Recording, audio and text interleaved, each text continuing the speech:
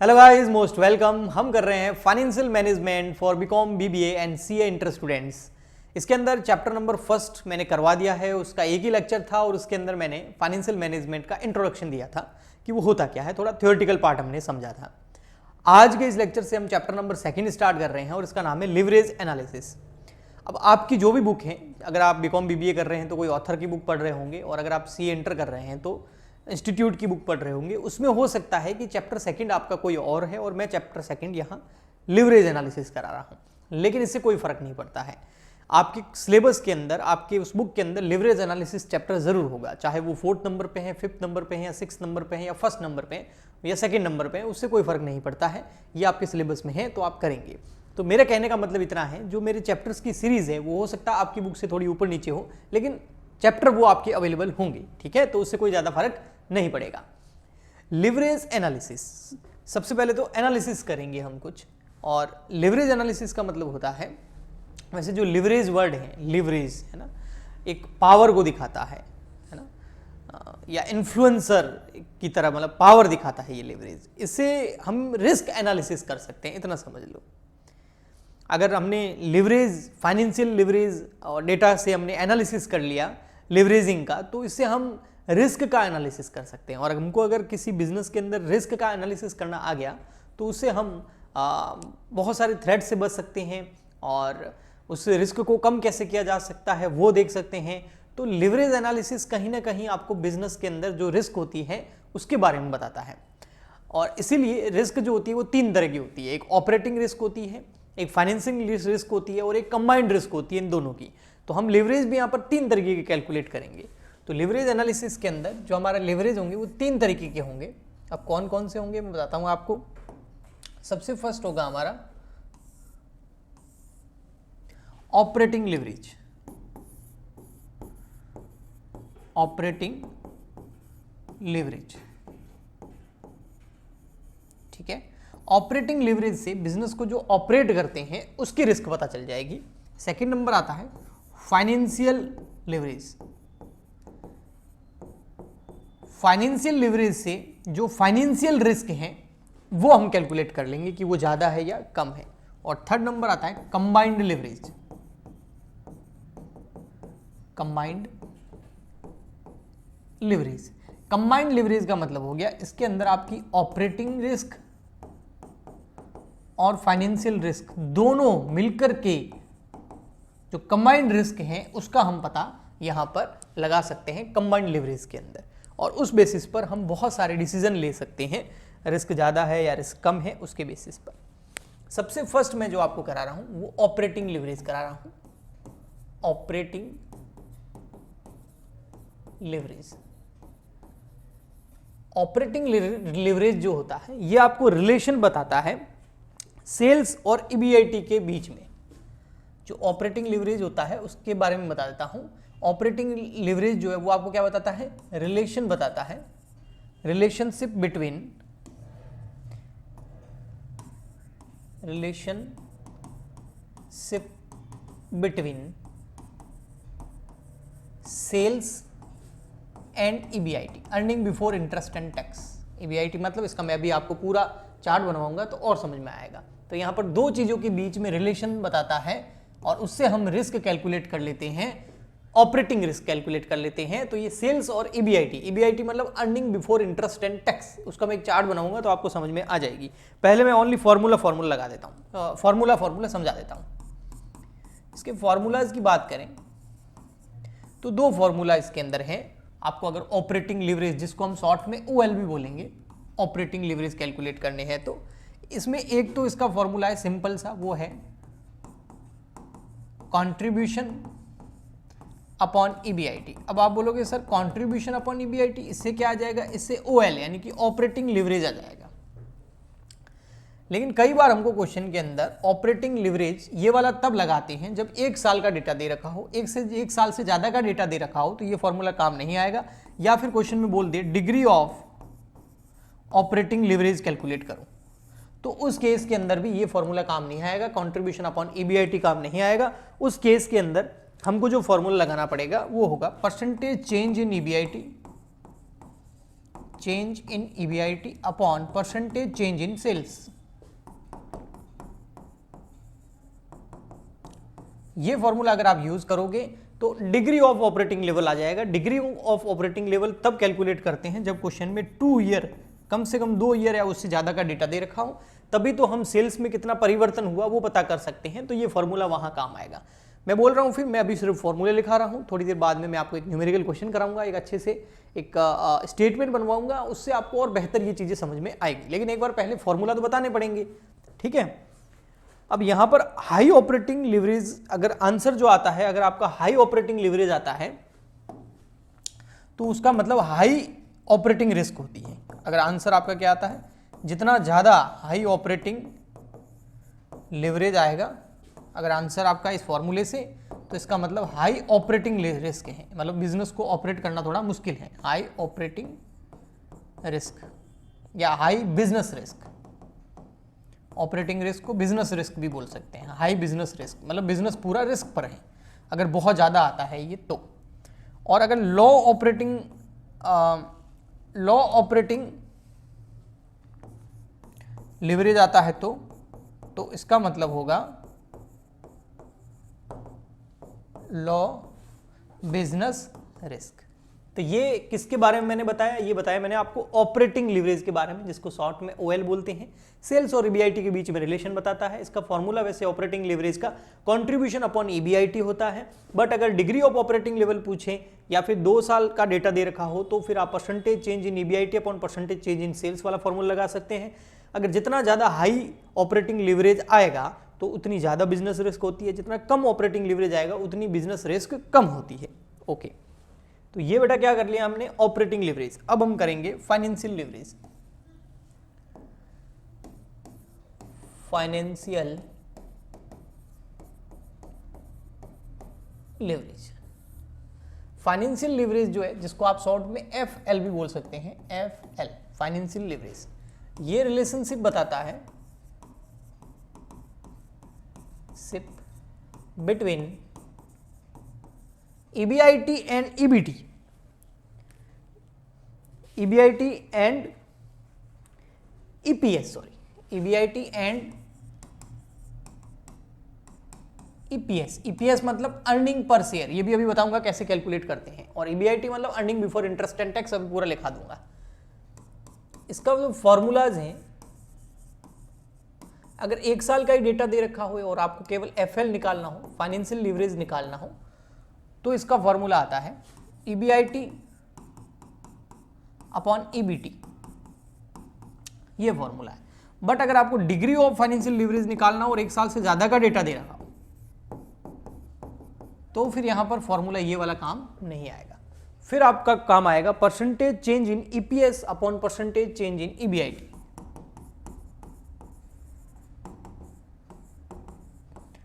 Upon percentage change इन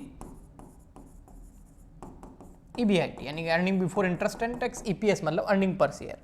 नाम तो इनके बारे में आपने सुना ही होगा। हाई फाइनेंशियल लिवरेज मतलब हाई फाइनेंशियल रिस्क, लो फाइनेंशियल लिवरेज मतलब लो फाइनेंशियल रिस्क। तो ये आपके किसके बारे में हो गया, फाइनेंशियल लिवरेज के बारे में हो गया, ठीक है। लास्ट हो गया हमारा कंबाइंड लिवरेज। कंबाइंड लिवरेज मतलब इन दोनों का combined. Third number combined leverage, ये साथ साथ में आप लिख सकते हैं, जिसको हम शॉर्ट में CL भी बोलते हैं, कंबाइंड लिवरेज CL। ये रिलेशनशिप बताता है, relationship between EPS and sales, sales and EPS earning per share और सेल्स के बीच में। इसका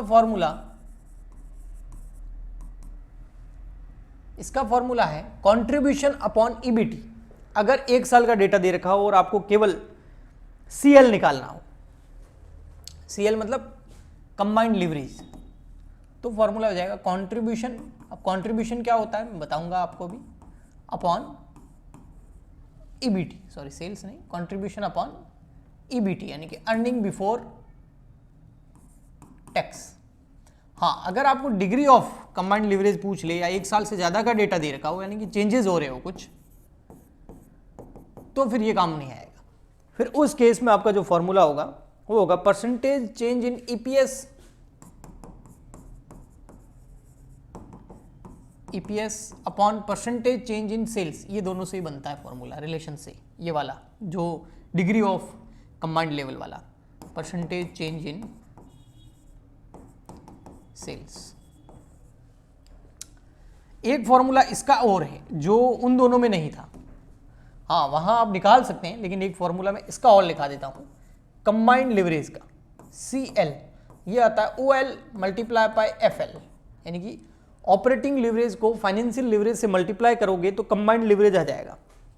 ऑपरेटिंग लिवरेज और फाइनेंशियल लिवरेज के अभी मैंने फॉर्मूला बताए आपको। आप चाहो तो इन जैसे 3 लिवरेज है हमारे पास, ऑपरेटिंग, फाइनेंशियल और कंबाइंड, तीनों में से अगर कोई एक अगर मिसिंग है तो हम उसको निकाल सकते हैं, और 2 अगर क्वेश्चन में दिए हुए हैं तो इस इक्वेशन का यूज करके हम जो भी मिसिंग लिवरेज है उसको कैलकुलेट कर सकते हैं। लेकिन अगर क्वेश्चन में ओनली डेटा दे रखा है, आपको लिवरेज कैलकुलेट करके नहीं दिया हुआ है, तो फिर आपको फॉर्मूलाज लगानी पड़ेंगे। ओके, और यहां पर भी वही है रिस्क वाला मामला, हाई कंबाइंड लिवरेज का मतलब हो जाएगा हाई कंबाइंड रिस्क, कंबाइंड मतलब दोनों मिलकर के, हाई कंबाइंड रिस्क, और लो कंबाइंड लिवरेज का मतलब हो गया लो कंबाइंड रिस्क। तो ये फॉर्मूला बताएं। अब बेटा ये मैंने बहुत सारी चीजें बताई, सेल्स बताई, ईबीआईटी बताया, ईबीटी बताया, कंट्रीब्यूशन बताया, ईपीएस बताया, ये सब क्वेश्चन में क्या दे रखा होगा? नहीं, इन सबको हमको कैलकुलेट करना पड़ेगा। कैलकुलेट करने का कि स्टेटमेंट बनाता हूं मैं, statement of EPS, earning per share निकालने का स्टेटमेंट। ये स्टेटमेंट आपको पूरा डेटा आपके सामने लाके रख देगा, और ये स्टेटमेंट आपको आना चाहिए फाइनेंशियल मैनेजमेंट के अंदर। एक देखो, अगर नॉर्मली हम कोई बिजनेस देखें तो उस बिजनेस के अंदर क्या होता है? सेल्स होती है। अगर हम उसके प्रॉफिट वगैरह पे जाएं, सेल्स, ठीक है, मान लेते एक बिजनेस है, उसकी सेल्स है 10 लाख रुपए, ठीक है। अब उसमें से लेस क्या करते हैं हम? Variable cost. वेरिएबल कॉस्ट का मतलब हो गया मटेरियल, लेबर, है ना, जो प्रोडक्शन के बढ़ाने के साथ बढ़ती है और कम होने के साथ कम होती है। शॉर्ट में इसको VS भी बोल सकते हैं, वेरिएबल कॉस्ट होती है। जो ये वेरिएबल कॉस्ट होती है, मान लेते हैं वो वेरिएबल कॉस्ट है यहाँ पर 60%, किसका? सेल्स का। तो 10 लाख का 60% वेरिएबल कॉस्ट है। इसका मतलब इसमें वेरिएबल कॉस्ट कितनी हो गई? 6 लाख रुपए। तो इसका मतलब अब हमारा देखा जाए तो एक तरीके का प्रॉफिट कितना है? 4 लाख। लेकिन इस 4 लाख में से फिक्स्ड कॉस्ट लेस करनी बाकी है, क्योंकि 2 तरह की कॉस्ट होती है, वेरिएबल और फिक्स्ड। वेरिएबल तो लेस कर दी सेल्स में से, फिक्स लेस करेंगे तब पता चलेगा प्रॉफिट कितना। तो अभी तक इसमें फिक्स कॉस्ट लेस होनी बाकी है, तो इसको हम बोलते हैं कंट्रीब्यूशन। तो बार बार जो कंट्रीब्यूशन आ रहा था उसका मतलब ये है कंट्रीब्यूशन।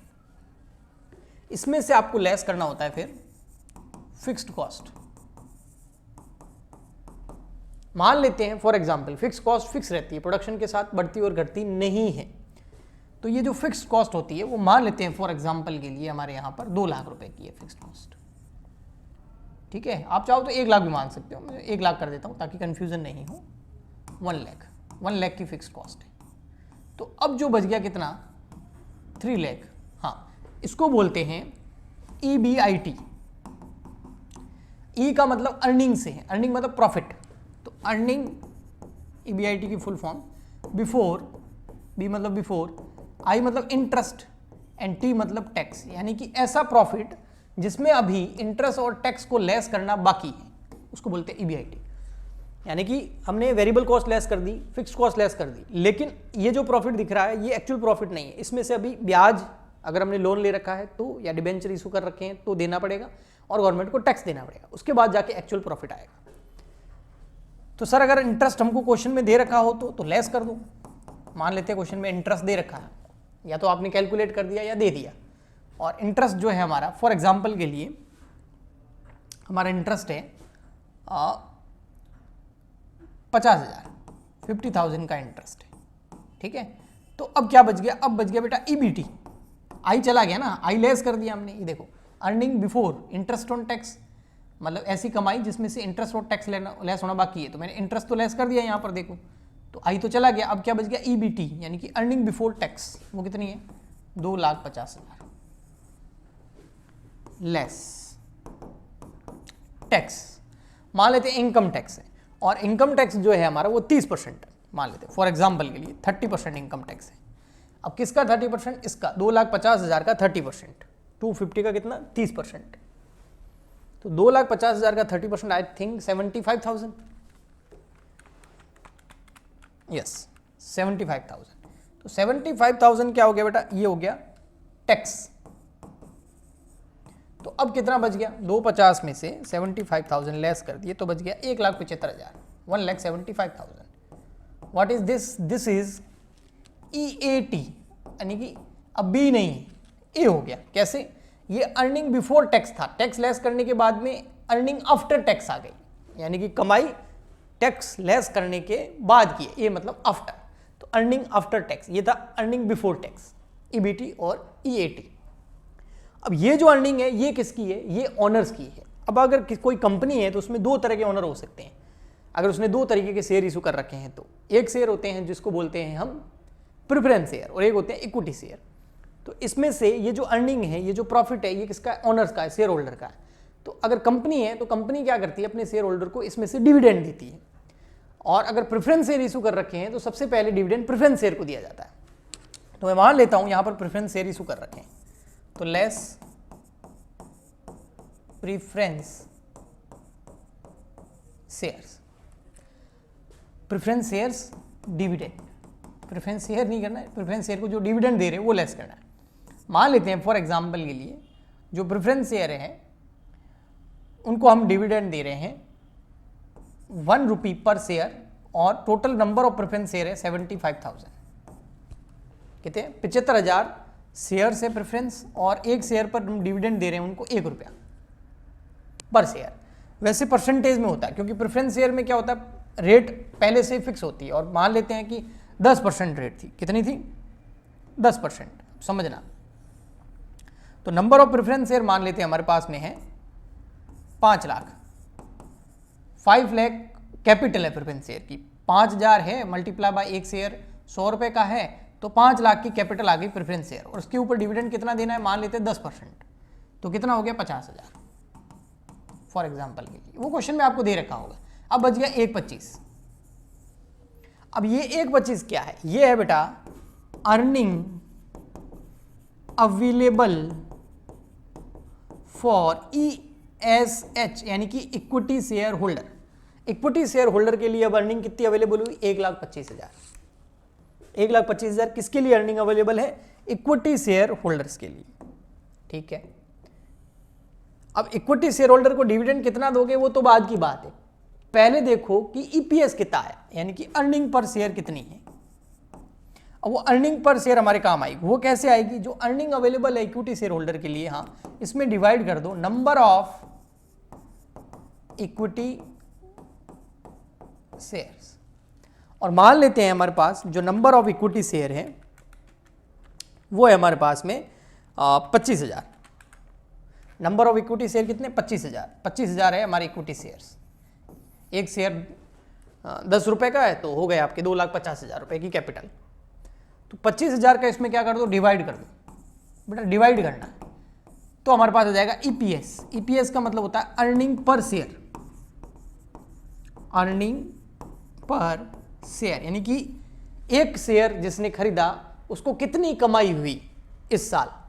तो 1,25,000 की टोटल कमाई हुई, कितने शेयर्स पर, 25,000 शेयर्स पर, तो एक शेयर पर कितनी कमाई हुई, तो आ गया 5 रुपीज। इसको बोलते हैं EPS, अर्निंग पर शेयर। तो ये स्टेटमेंट में मैंने एग्जांपल लेकर के आपको सारी चीजें व्यवस्थित तरीके से बताई है। आप इसको एक बार अच्छे से लिख लेना, समझ लेना कि सबसे पहले सेल्स, उसमें से वेरिएबल कॉस्ट लेस करते हैं तो कंट्रीब्यूशन आता है, फिक्स कॉस्ट लेस करते हैं तो EBIT आ जाता है, EBIT में से हमको लेस करना पड़ता है इंटरेस्ट तो आ जाता है EBT में लेस करना होता है टैक्स तो आ जाता है EAT, यानी कि अर्निंग आफ्टर टैक्स। उसमें अगर प्रेफरेंस शेयर को डिविडेंड देना हो तो लेस कर दो, अगर नहीं तो फिर यहाँ पर डैश कर देना। तो आपके सामने आ जाएगा earning available for equity share holder, उसमें नंबर ऑफ इक्विटी शेयर का डिवाइड करोगे तो आपके पास आ जाएगा अर्निंग पर शेयर यानी कि ईपीएस।